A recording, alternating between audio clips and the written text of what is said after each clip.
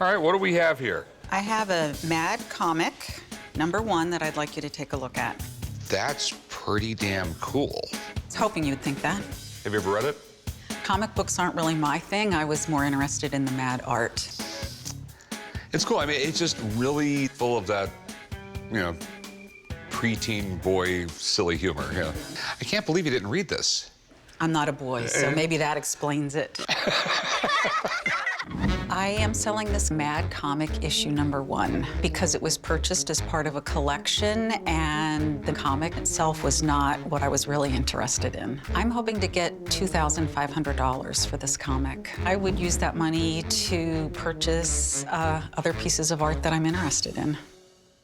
This is extremely cool. Rarely am I in awe of something. I had a subscription to Mad Magazine when I was a kid, and this is Mad Comic. This isn't even Mad Magazine.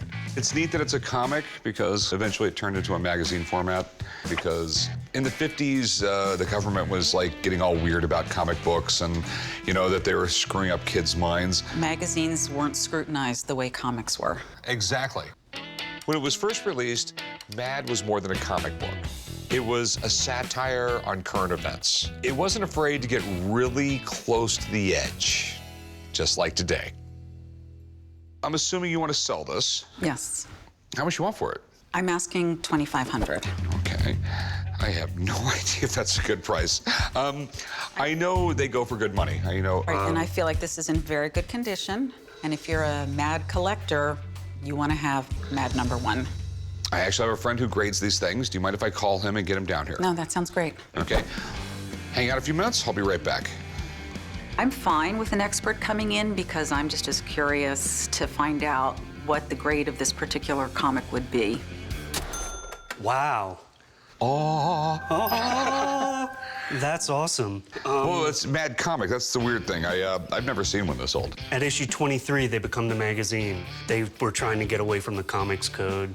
So the Comic Book Code Authority, was that like a government regulation or? Yeah, Dr. Frederick Wortham, he was on this witch hunt saying that comic books were destroying America's youth. Wortham had this huge Senate hearing, and the Comics Code Authority got instituted. The publisher of Mad changed it to a magazine format so they could skirt the Comics Code Authority. So what do you think? Oh, it's very nice.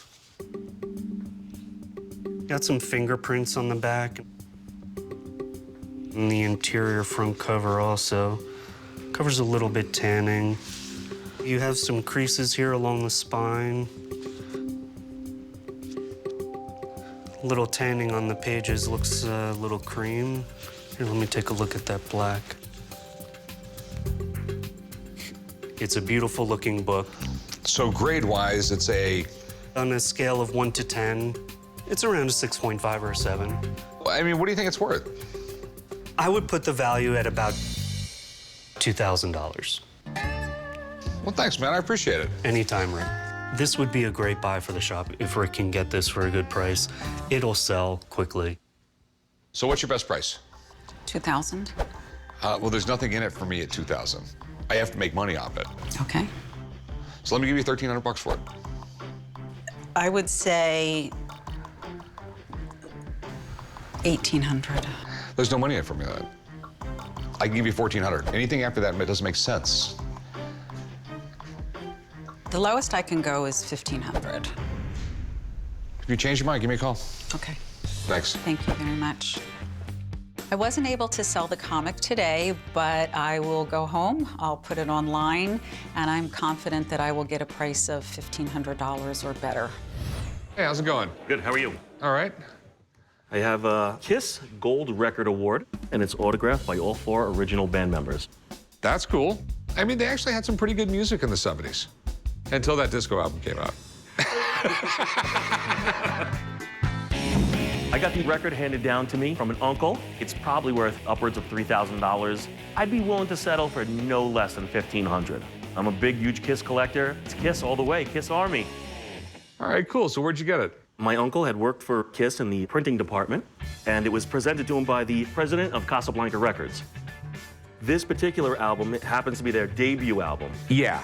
Back in the 70s, these guys were huge. I mean, they were so great at marketing. They really were. The whole makeup thing, join the Kiss Army. There's over 1,000 products that they put Kiss on. Lunch boxes. Condoms. They really put them on condoms? Yeah, they had Kiss condoms. That's a little creepy. When Kiss hit the scene in the early 70s, they were a pretty straightforward rock band. But then they got into all kinds of crazy theatrics, with costumes and makeup and just acting crazy on stage. Love them or hate them, they did something right. They've sold over 100 million albums. It's considered the record has gone gold when you sell 500,000 copies. When you sell 1 million copies, it goes platinum. RIAA is the company that takes the albums, they paint them gold. They're not actually gold. A lot of people actually believe that they're made out of gold. No, they're not. If they were made out of gold, most guys would be tearing them off the wall and melting them down. So who all signed it, man? On top here in gold, that's Ace Frehley. And then we have Paul Stanley, Gene Simmons, and Peter Criss. And that's the original band members. And we got a 93 there, so that gives us an idea when this was signed. It's cool that this was signed by all 4 original members of Kiss. But if these signatures are fake, it'll be worth just about as much as the fake gold it's made of. Okay, so big question. How much you want? I'm thinking 3,500. Whenever I buy something like this, I got to get the signatures checked out. I actually have a friend that works for PSA. I mean, the most reputable autograph company in the country. If anyone can authenticate it, he can. Okay, that sounds fair enough. Okay? I'm going to go give him a call. Awesome, thank you. I'm very positive that these signatures are authentic. I mean, I could understand from a business point of view that they would need to bring somebody in just to double check. I'd probably do it if I was him as well. I was part of the Kiss Army when I was a kid. I used to dress up like Gene Simmons. In the neighborhood I grew up in, if you dressed like that, you would have gotten beat up really quick. Kiss has always been a popular band. Collectors always want their autographs, especially Gene Simmons, Paul Stanley. The marketability behind their signatures is pretty incredible. All right, so what do you think? I've got to take a look at it. I've brought some tools with me today. I'll be able to take a closer look at the autographs and see if it's an actual live signature instead of, by some chance, the signatures were printed onto the piece. Okay. This is pretty simple. This works wirelessly. It's a magnifying glass times 50, and I place it right over the signature. I start to see the overlapping of the signature here. This is a gold paint pen. This is from the period, so 1993, Paul Stanley dated it. And here you get a better idea as you could see the ink. You could see how thick it's put on, but that gives me a good indicator whether the signatures are live or not. These are live signatures. Okay. So they're live signatures, but are they Kiss Alive signatures? Well, the next thing I would want to do is I go into my database and I pull up known examples of Kiss autographs. And what I start to look for is the older these guys got, the more quicker these guys sign. They got to pump them out. You could tell here as I start to look and I start to compare, Gene Simmons just gets sloppy. And that's what I'm seeing here. Okay. So, they're the bands? Based on what I see here, I believe the band signed this piece. Okay, sweet. So what do you think it's worth? Realistically, in today's market, roughly about $1,200 to $1,500. Okay. Well, what about the fact that a Kiss gold record isn't exactly something that you come by every day? You know, I think you're a little low on it, actually. I hear what you're saying, but I think that you have a limited appeal when you deal with something like this, and that's why I kind of feel the value's where it's at. Okay, I mean, I guess we're at a difference of opinions on Sure. it. All right. Thanks for coming in, man. Yeah, good to see you again. Appreciate it. Appreciate it, buddy. Yeah, of course. Anytime, guys. I think one of the biggest problems that you have, man, is they're all still alive. I understand that, but, you know, given the rarity of the piece, I really feel the value is there. Okay, so I'll give you $700. No, I can't do 7. Hey, what's your best price? I'd be willing to take $1,500 for it. I'll give you $1,000. Could you bump it to $1,300? No. You know, I buy it, I gotta hang it on the wall, I gotta pay commission, so $1,050 is my best offer.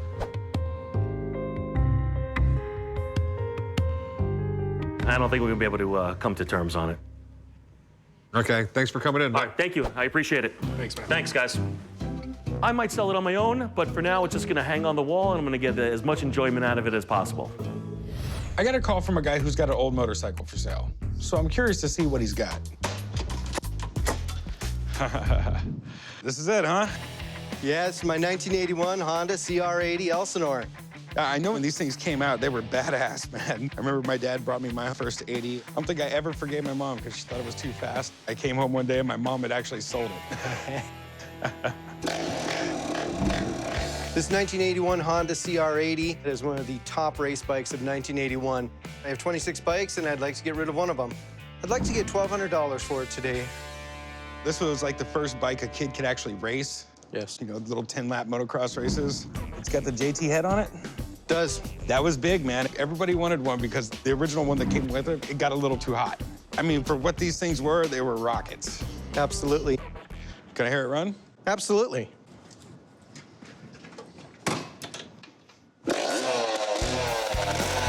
Nice. That's awesome, man. Sounds just like a two-stroke's supposed to sound. Any idea of what you're looking to get out of it? I'd like to get $1,200. Fully restored, they're going for $2,500. Leaves you a little bit of room to wet your beak on it. All right, man, I'm gonna hit you with a pretty low number. I'd offer you like 400 bucks. Oh, wow. Guys that are really avid collectors of these, they want the first ones. It needs to be an older model. At 1,200, I don't think it leaves me any room. You gotta keep in mind, it is the Elsinore engine. That engine is in tip-top shape. I think we can come up a little bit more off of 400. You gotta understand, dude. It still needs some work to it to pretty it up. I've gotta spend time, I've gotta spend effort to find a buyer for it. I'm thinking, realistically, it's an $800 bike. Buddy, I'd go like 425. I'm gonna need to get a return on it. You know, 750 is gonna have to be the bottom. We're not gonna make a deal, my man. I appreciate you Thank bringing it you, down, though. though. It was cool. Appreciate Thank it. you. I just couldn't let it go. For 425, I think I'll hang on to it. When I move back to Minnesota, I'll ride it through the woods there. Hey, how's it going? Hi, how are you? Doing good. What do we got? I have an unused 1961 Sugar Smack cereal box. All right. That's Quick Draw McGraw, right? Yes. What's that one? Huckleberry Hound. Huckleberry Hound. It was simple advertising. If you bring a kid down a cereal aisle and he sees his favorite cartoon character on a box of cereal, that's the box of cereal he wants. That's what got me when I was a kid. The toys that were inside, that's what really prompted me. Oh, yeah. And me and my brother would fight over the toy. I have the cereal box because I'm a collector of Hanna-Barbera items. I collect many things from Hanna-Barbera, including lunch boxes, cereal boxes, toys. I've had the cereal box for 15, 20 years. There's no sentimental value to me. It's just another thing that I collected. This is really cool. Kellogg's is a really, really strange and interesting company. There was John and William Kellogg. Eventually, the brothers split up. William was more interested in making money and selling cereal. He came up with the idea to start marketing more to kids. He's the one that started putting sugar in cereals, putting cartoon characters on there. You know, Tony the Tiger. You know, those were ideas that he came up with. So I just don't understand how you get an unused cereal box. Well, what it is I think it's called a flat. It's usually from an advertising agency who made it, and they keep a sample of it. Okay. So what else do you know about it? It's printed 1961. Okay. It's pretty collectible. There's a pretty big market for cereal box collectors. It's also Hanna-Barbera collectors. Yeah. So what are you looking to do with it? Sell it. How much are you looking to get? $500. Okay, $500. This really isn't my game here, man. Would you take 100? No, What's the lowest you'll go? $400. These things go for $600, $700, $800 easily. Well, my man, unfortunately, it don't look like we're gonna make a deal. Hopefully you can find one of those $600 people for it. Thank you. I planned on putting the cereal box back in my collection. $100 is way too low. He really flaked out on the price. What can I help you with? I've got a helmet here signed by cast and crew from the movie Heaven's Gate from 1980. Considered maybe the worst movie ever made. The helmet is signed by 39 of the cast and crew members. I'm trying to sell the helmet for $1,000, which would be my absolute bottom dollar. If I can get the $1,000 I'm asking for, I'm gonna get me and my husband to Sturgis this year. So where did you get this thing? I received the helmet after my father passed away. He owned the roller skating rink that the movie was filmed at. He taught all of the actors to roller skate. Okay. This is a picture of Jeff Bridges wearing the helmet. That is definitely cool. You had the director of The Deer Hunter, which was considered like one of the greatest movies of the 1970s. So then they took the director of that to direct this epic Western movie. And this director kept on shooting this and shooting and shooting and started making this really weird, complicated storyline. It didn't make sense and turned into this horrific movie. Well, talk about not making sense. This is a hockey helmet in a Western? Yes, this is how weird the filming started getting on this movie, and it's legendary. In 1980, they filmed Heaven's Gate, which was supposed to be the greatest American Western ever. It turned out to be Hollywood's biggest flop of all time. From then on, movies were filmed a completely different way. The directors did not have all the power. So he ended up getting all the actors to sign the helmet. Yes. It had all these great actors in it. Chris Christopherson. Jeff Bridges, Beau Bridges, Christopher Walken. Did Christopher Walken sign this thing? He did not. Oh, that sucks.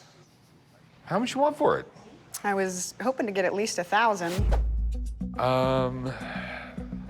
Well, you got a few weird things going on here, all right? You have a lot of the signatures are like faded, and when it comes to signatures, it's how well the signature is and how they're displayed. Yeah. And I don't know if it's a good thing that this is from the worst movie ever made. Do you mind if I have my friend come in and he'll look at the signatures, and tell me if they're all real and get his opinion on what these things are worth? Do you mind hanging out for a few minutes? Not at all. Okay, I will be right back, and I'm gonna give this guy a call. Don't put the helmet on. Dude, I noticed Justin Bieber signed it. Oh my God. I think it'd be great to have an expert come in just to authenticate it.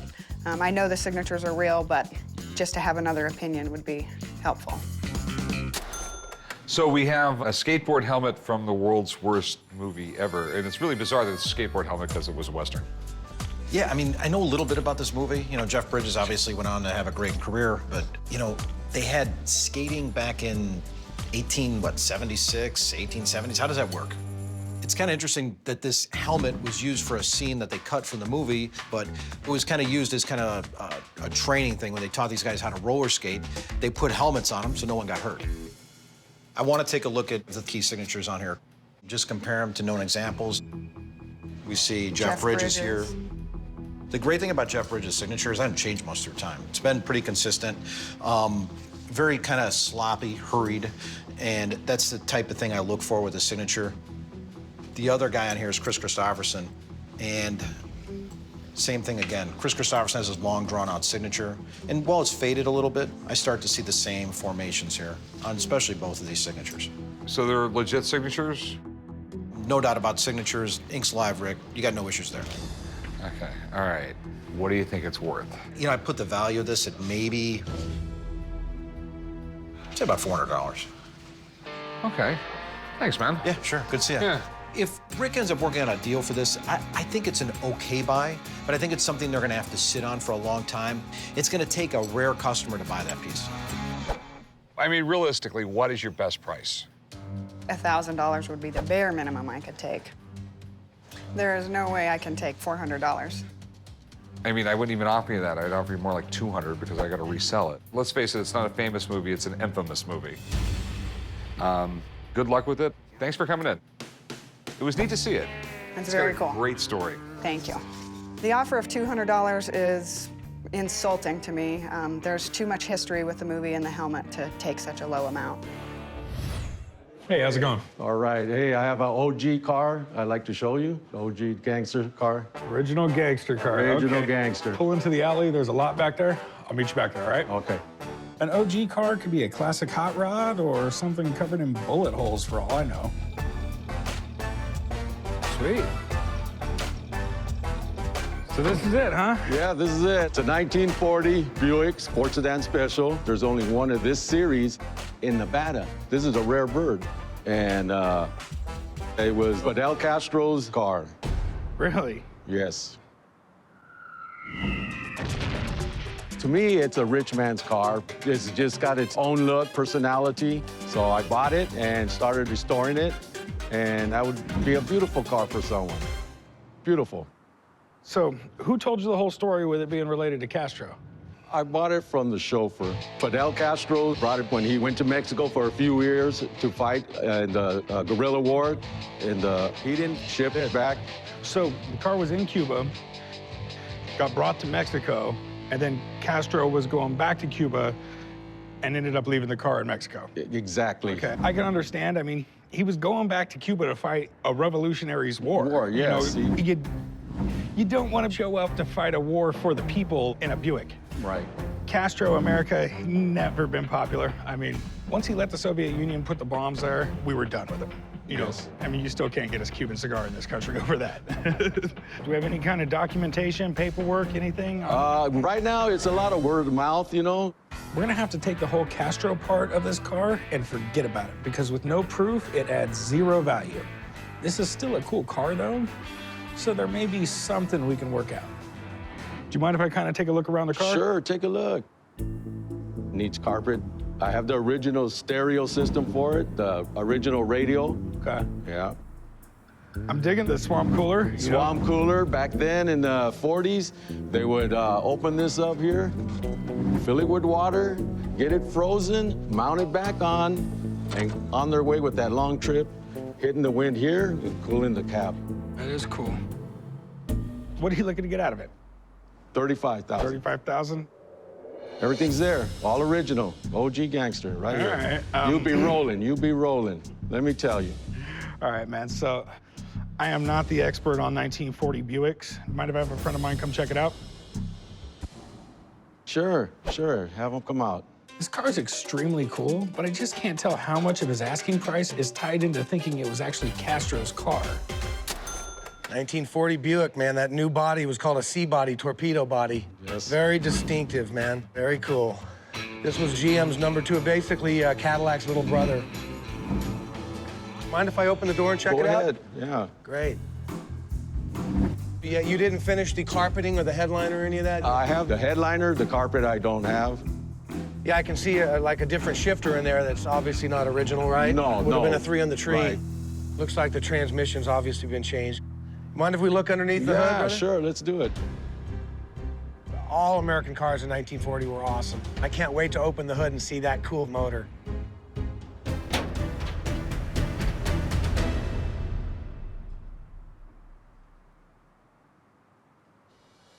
In 1940, we'd have had a Fireball 8, straight 8. Yeah, the straight flat 8 Fireball. That's And what that that was. wasn't with the car? No, it wasn't. No, it wasn't. That's a shame, really. You mind if we take it for a test drive? No, I so we don't can mind at see? all. I mean, I Don't think mind that's at all. important. When we opened the hood, I was a little let down. I wanted to see that Buick Fireball 8 motor, which is one of the coolest looking motors ever. It just kind of ruined it for me a little bit.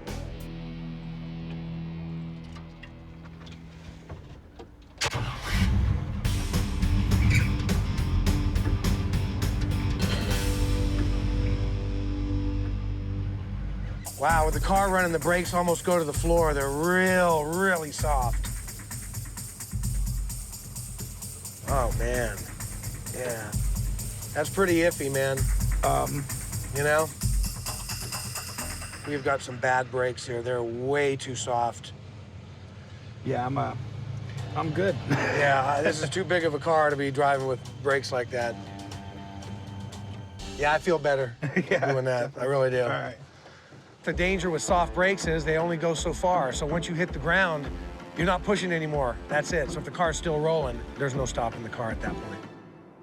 We heard it run. You got a good feel for it? I think the plus on the car is the paint and the body work is pretty darn good. But underneath that, I think it needs a little love. What do you think it's worth? I would probably put the value of this car somewhere around $14,000. That's just... No, not even. That's where I would put the car. Wow, that's okay for you, but I think a lot of that has to do with it being a 4-door sedan instead of a coupe. Well, that's for the hot rods, not the lowriders or the gangsters, OGs, you know, that love these cars and collectors. They're only worth so much. I think that's where we are. Well, my man, I appreciate it. Hey, my pleasure, Cor. All right. Brother, thank you, man. It was nice meeting you, too. Really think he was way low on the value of the car. Just being an OG Buick makes the car, that's it. All right, my man, I know you want 35 for the car. Yeah. I'm not a collector. You know, Okay. everything I do is I do it for profit. Most I'm gonna go is 15,000. You know, Give me 25. 15 is way too low. all right, my man. And 25 is where I'm at. We're so far apart, buddy. It's just Okay. not there. All right, my man. Well, I appreciate Okay. it. Thank you Nice for coming meeting you, down. bro. It was nice meeting you. Yes, and man. Thanks. He might know about hot rods and motorcycles and stuff like that, but he doesn't know about old-time classics and vintage cars. He's too young to know. He is definitely not an OG. What do we got here? This is something you've probably never seen before. I've seen a speaker before. I decided to come down the pawn shop today to try to sell my Bullhorn speaker from Ebbets Field. I'm looking to sell it because it really doesn't fit with my baseball collectible room anymore. I would hope to get at least $500, $600 for it, but I'm not going to walk out the door with less than $350. This is from Ebbets Field in New York. Okay. When it was torn down, and I was able to purchase it. You got any paperwork saying it's from? Yes, I do. I have a certificate and a listing from auction.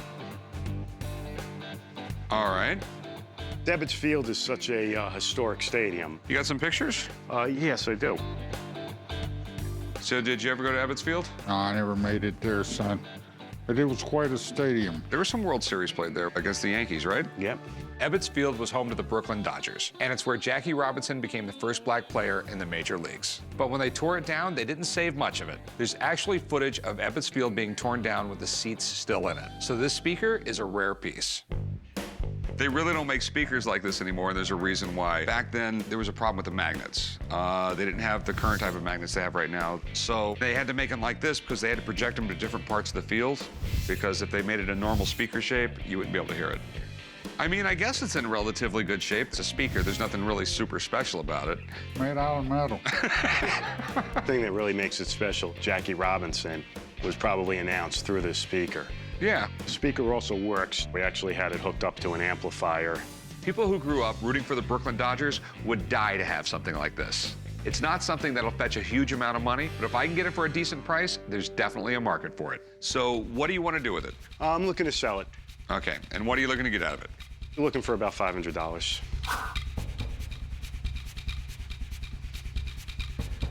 I was thinking more like 200 bucks. Could you do 4? I'll go 300 bucks. 375? Why don't we just quit arguing? I'll give you 350 and I'll be stuck with the damn thing. Okay, I'll take 350. Okay. Okay, appreciate it. thanks. He lowballed me with the $200 offer. There was no way he was gonna get it for $200. I knew I could get more money for it. I'm walking out of the shop now with $350. I'm gonna go have a good meal.